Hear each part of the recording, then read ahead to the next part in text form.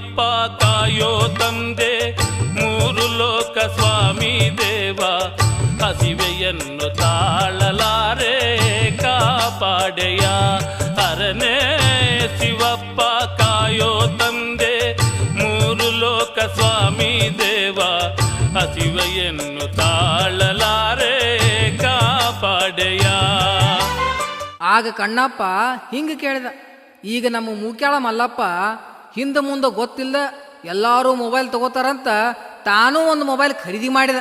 ಆ ಮೊಬೈಲ ಹಲೋನು ಇಲ್ಲ ಹಾಯ್ನೂ ಇಲ್ಲ. ಎಲ್ಲ ಇವನ ಏನೋ ಆತು ಯಪ್ಪ ಅಂದವನ ಶಿವನ ಮುಂದೆ ಕುಂತ ಹಿಂಗಂತಾನ, ಕೇಳ್ರಿ.